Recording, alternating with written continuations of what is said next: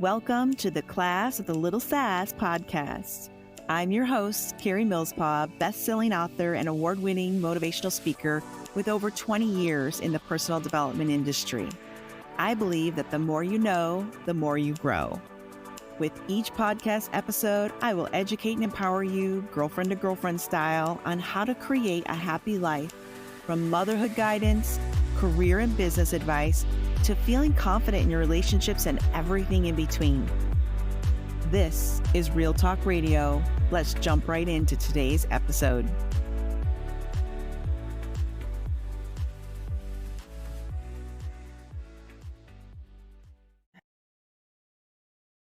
Hey there, super happy you could join me today. Today we are going to talk about a topic that is near and dear to my heart. In fact, it's what inspired me to write my very first book, Permission to Be Me, which was published back in 2016. So let's take a deep dive in. Am I an empath, or is that just a myth? Okay, so I discovered I was an empath around 2013, 2014. Sadly, I'd lived a lot of years before figuring myself out. So I want to shed as much light as I can for anyone in my listening audience that might be exploring this path, or know somebody who is an empath. You know, it's just better to understand everyone overall, right? If you got that person in your life, it just seems a little more sensitive than the rest. This might explain a lot of things, okay? So let's just dive right in with a definition of what does it mean to be an empath. The term empath comes from empathy, which is the ability to understand the experiences and feelings of others outside of your own perspective. For example, your friend just lost their dog of 15 years. Empathy is what allows you to understand the level of pain they're going through, even if you've never lost a beloved pet. Now, that's one simple explanation. It's not to be confused with compassion or relatability, because most of us, let's be honest, we like to relate to others when they're telling us a story. We start digging around in our brains for a similar situation so we can relate, and then we can have that level of compassion and be that true friend, right? That is not the same thing.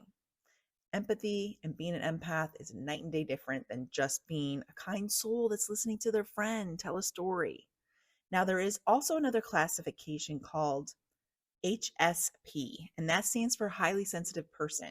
That is another category altogether, but again, should not be confused as being an empath. Now, there's a couple things. When you go deep diving on Google, you're going to find a lot of things. And I thought of you ahead of time. And in the show notes, there will be quite a few links, one of them, or maybe two links, to a quiz to see if you even are an empath. Start there, right? Ask yourself some questions. And I'm going to add some articles that I think are interesting as well, if you want to do some deep diving on your own, okay? In your own Google spare time. So one thing I came across that I thought was kind of interesting was, this is the statement, literally when I was looking up the definition. It said, chiefly in science fiction, a person with the paranormal ability to apprehend the mental or emotional state of another individual. I'm thinking, am I a part of a sci-fi project? I didn't know this. So no, I don't think it's a science fiction thing.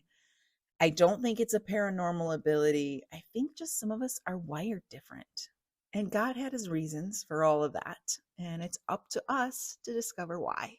That's my opinion. Now, going a little bit deeper into some research, the discovery of mirror neurons. Try saying that, okay, without screwing that up.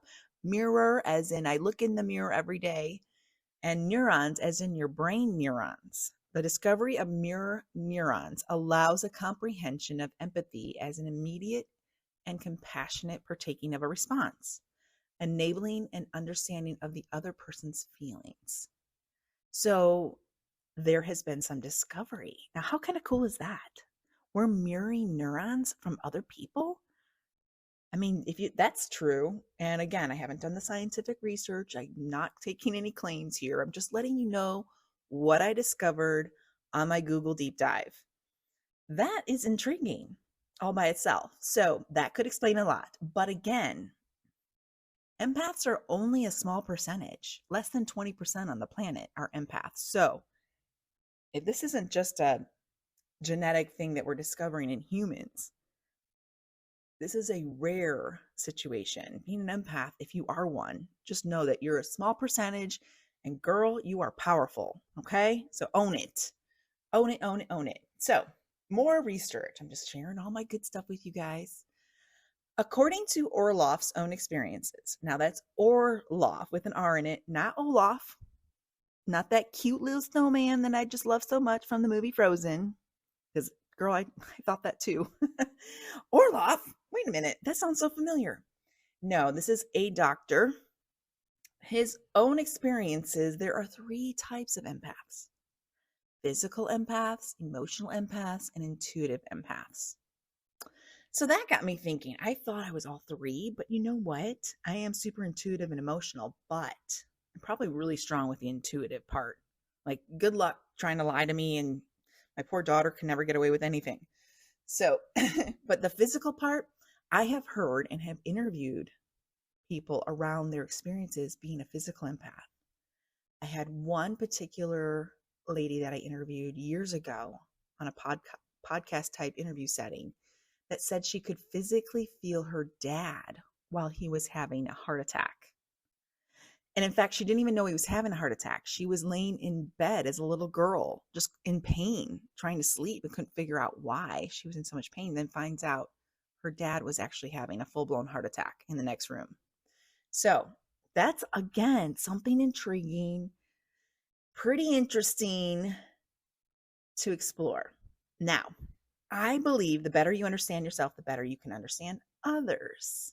And if you're going to get in the self-help industry or ever, just have a relationship with someone, you need to learn about yourself.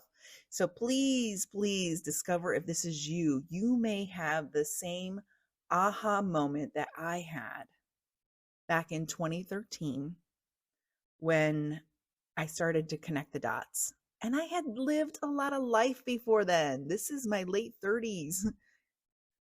Let's see, I'm doing the math. Yes, late 30s.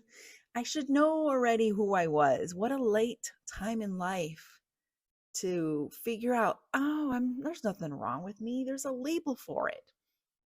That I don't belong feeling, or kind of feeling like you're all by yourself in a crowd. That's normal. It's okay. Again, goes back to my books, Permission to Be Me, explaining myself, understanding myself. And I had so many people come forward after reading that book saying, I'm an empath. I didn't know that. This is so cool. I always wondered why I felt like I didn't belong, and the other things that come along. So a little bit about, I'm going to go into some of my experiences, and then I'm going to give you some relatability factors, see if you can kind of connect the dots. And then, coping mechanisms, things of that nature will come in future episodes. I will always be here to support you. Because step 1 is first just discovering who you are. Step 2 is, now what? What do I do with this knowledge? And I will get into more of that. And again, in future episodes. I don't want to take up your whole day today. So I didn't even know what the word was until I started doing an interview series similar to a podcast back in 2013, and had stories such as the one I just shared with you about the girl that felt her dad's heart attack. Now, I always thought, well, I'm just a sensitive girl. As a little girl, I had, what little girl doesn't idolize their father? I still do to this day, and I'm 48 years old. But I was a sensitive child. You can ask any of my siblings. My dad would just look at me wrong, and the big crocodile tears would come down my face, and that's all I needed. I'm never doing that again, whatever it was.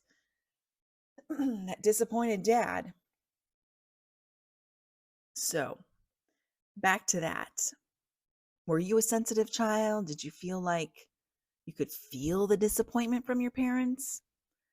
Again, my dad would just give me a look. That's all it took. I could feel it. And I would never get in trouble again, that kind of feeling. I also dated a guy for a while that, unfortunately, just called me fragile. Do people call you that? Do you have those nicknames? or you better stay home. This event's going to tire you out. Or, he would try to take me to places that just didn't vibe with me. Negative energy, a lot of partying going on. I don't want to be in an environment where everyone's drunk and acting like fools, saying things they wouldn't normally say, ridiculing each other, a lot of disrespect, not the best energy. So when I would stop going or suggesting I not attend, he labeled me as fragile. I took it personal. It stung a little bit. I cared about this person and I cared about what he thought. But you know what? He's right. He was right. I didn't know that then. This was before my 2013 aha moment. Other things that started to show up that I kind of reflected back as I did some research again, because again, empaths just seem to know things. And we don't even know where that fact came from. I was working for a global business coaching company. I was one of their top recruiters. And I would just know when someone was going to buy. And it used to drive my direct management crazy because there was no script for that. There was no structure behind it. There was no spreadsheet that could back up my words. I just knew. I didn't even, I know they're buying. They're going to close. Not sure exactly when, but trust me on this. I've got this. And it goes back, and I could give you a million stories that would relate to that particular incident. I remember sitting in a conference room in one of my corporate jobs, and my coworker at the time next to me was really unusually quiet that day. I could feel her thinking about quitting. Now, when I say unusually quiet, I don't think you understand. Yes, it was a boardroom. This girl was loud, boisterous, a feisty redhead who had always a ton of things to say. She had a very outgoing personality. So for her to be unusually quiet during a conference meeting was already off. But I was sitting directly next to her, and I could feel her contemplating leaving the job. Now, right after that meeting, I opened up my email, and she had just given her 2-week notice. So that stuff like that happened to me over and over and over again. And I couldn't figure it out. I'm like, am I a psychic? And I thought, should I explore these gifts? And sister friend, that led me down a spiral of a spiritual tunnel that I will explain about in other episodes. But I don't want you to assume the same things that I did. You're not a witch. You're not some paranormal creature. You're not an alien. Some people might bite back on those words, but I don't care. You're not crazy. You're not weird. You have a special gift. Okay, so let me kind of go through some pros and cons of being an empath. Okay, pros. You can provide emotional support for others. Do you ever feel like people are coming to you all the time with their problems? No. I will share coping mechanisms in future episodes, but that could lead to more problems, right? Got to have healthy boundaries. Otherwise, everyone is showing up. It's kind of like that Peanuts gang. You see Lucy sitting there, in her booth for 5 cents, psychological help or something, or the counselor's in. I can't remember. That's what I think of. Like, no, I don't need a line on my lawn of people lining up to come tell me their problems. But it could be a pro. Maybe that's why some of your friends find you so, and important in their life. They cherish you. Another pro could be when someone is in need of help. Comes in handy when you've got little kids, when you're a mama. Another pro, you can tell if someone will be good for you. Like, is this a good relationship or not? I use my empath radar all the time. Friends, boyfriends, doesn't matter, anything. Do I belong here? Clients. You got that spidey sense that's going, no, back away, disappear. Slowly disappear. So some of the cons, you may often feel emotionally drained.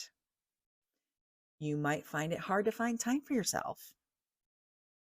And another con would be your ability to read others may feel invasive to some.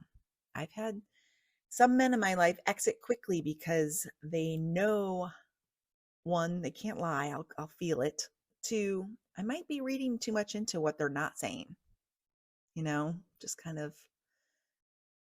feeling and knowing. Can't date a cheater because you're going to know. So it might feel invasive to some like that, or trying to get away with murder. So let me go through some fun little things here I've got listed as well. And I've really wrote in detail about this topic in my next upcoming book as well, which is Permission to Be All of Me, because I left out a lot in that first book. It was a starter book, so I had to write a second one. And that one's almost finished and ready to be published. So, Jeff Foxworthy, Mr. You Just Might Be a Redneck comedian. I kind of stole his little joke telling, you might be a redneck kind of vibe with this next little step that I want to share with you. Here are some signs that you might be an empath. You feel very drained when you're out in public or in a big crowd. If shopping malls or busy grocery stores overwhelm you and you feel exhausted by the time you get home, you just might be an empath. My daughter, you could set a timer. She loves to shop. That girl works in retail. But you can see it in her face when she's done. She's done. It's like instant yawn. The eyes glaze over. She don't care anymore. Get me out of here, Mom. So she's definitely a sensitive soul too. Here's another sign.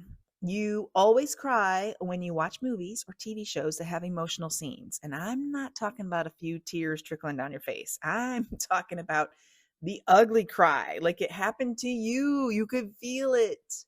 If so, you just might be an empath. How about another one? Your boss changes your workstation to a new location on the other side of the office, and you never had issues before, but now you're stuck next to sitting by this very negative person, and all of a sudden you're feeling very gloomy every day. You just might be an empath. If you suddenly feel a negative energy shift in the room as someone approaches that doesn't have good intentions, you know what I'm saying? Your vibe shows up before you do. Oh, body language or not, you can feel it. You just might be an empath. And lastly, if you start to experience the same physical problems as the person you're spending a lot of time with, you just might be an empath, okay? Any of these kind of spark some interest in you, kind of thinking out loud. Some of that sounds familiar, Karie. Maybe I am one. I need to go to that little link you got at the bottom with the quiz and check out and see if I am one. Now, back to the myth side. I'm hoping to debunk the myth side as we do more and more research on uncovering what an empath is, how to cope as an empath. Is it a superpower or is it a curse? Trust me, I've gone around and around with that one. I have struggled with, do I just want to isolate myself all the time? Is that the solution? Because I don't want to feel the negativity. I don't want to feel the evil that's out there. I don't want to feel other people's problems. But at the same time, if I walk into a positive situation, such as church or a wonderful concert, or that so many people are all happy and praising God together, that's like 50 times better for an empath. We're like on a high for days after that. Our bucket is full. But on the opposite side of that, you're going to feel the negativity, and it's going to carry you too with this opposite situation. So, some things to think about. So 4 popular myths, I want to share these with you, and misconceptions about being an empath. Again, I want to debunk this as a bad thing. Myth number 1, empaths are self-absorbed. No. Self-absorbed? We're always helping everybody. Are you kidding me? We're the opposite of self-absorbed. In fact, we should be more self-absorbed. That's how I feel anyway. I feel like I'm solving everybody else's problems all the time. I need to focus on me for once. The truth is, we often focus more on others than ourselves. So think about that if you've come across. We are very moody and quiet at times.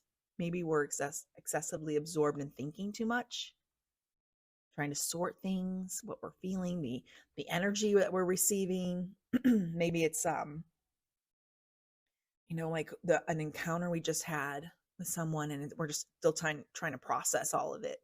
Doesn't mean we're self-absorbed. Myth number 2, empaths are mentally ill. Well, there's some truth to this, and it could be misinterpreted truth, though. We are magnets of negative energy. This often creates psychological disbalance within us. So, unfortunately, people are attracted to us that need mental help. They feel better around us. We clear their energy. They just dumped everything on us and walked away feeling better. Unfortunately, an empath that doesn't know how to have healthy boundaries will actually feel worse. We'll take it on as if it's our own problem. Which again, healthy boundaries, guys. Got to say no, it's okay. It's survival as an empath, 100%. Myth number 3. Empaths are psychologically frail. Again, I'm fragile. Oh, I can't go to that party because I'm fragile. Does it still bug me a little bit? I think it does. The truth, we are biologically programmed to be more sensitive and in tune with our surrounding environment. So it's not that we're frail. Think of it as like hypersensitive. Our antennas are higher. We're on stimulation overload because our body's wired that way. Almost like a bunch of tentacles if we were an insect that are out there touching and feeling, and you can feel someone's emotions 4 blocks away. No, not quite that far. But if you're in a grocery store, you might be feeling 4 or 5 cashiers lines down from that crazy grocery store and understanding and feeling some challenges there. So no, we're not psychologically frail. And myth number 4 that I uncovered, empaths are lazy. I had to laugh at this one because my natural default is to work. I wish it wasn't, but I have this natural default setting, work, work, work, and work some more. Mostly because a lot of my work doesn't feel like work, so it feels like play or a hobby. Doing a podcast like this doesn't feel like work to me. This is playtime. This is fun. Opposite of lazy. In fact, I don't know if you're like me, but certain days of there's not a day that goes by that I don't have a mental checklist of something I did, even on my soulful Sundays, that I'm so adamant about chilling out, taking it easy, not doing anything. I still want to be productive and at least do a load of laundry or something quick. That's just kind of my thing. Now, the truth is, empaths often lack mental, emotional, and physical energy due to our intense empathic ability to understand others. So we're not lazy, we're recuperating. I love social time, but I'm socially selective for one reason and one reason alone. I need to recover. I don't know how else to explain it.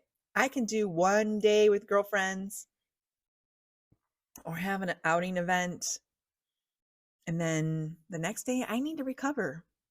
Then I'm back at it again. I can do maybe 2 days in a row. That's pushing it. 3 days, you're going to get just kind of a version of me, not my best version, the sleepy version by day 3. So unfortunately, because of that, we can have, as empaths, can have chronic fatigue syndrome. We can have other physical issues like headaches, insomnia, fibromyalgia. So we can take on that stuff. It just stores in your body, autoimmune deficiencies and so on. So take a deep dive, my friend. If this is you, please take a deep dive. I think I will have to do a part 2 just on coping mechanisms for empaths because I think it's super important. Super important. That would take a little longer. One thing I can share with you as we close out is one coping mechanism that works really well for me is alone time. And sometimes that is a challenge. I'm lucky. I'm a single mom. I have one daughter.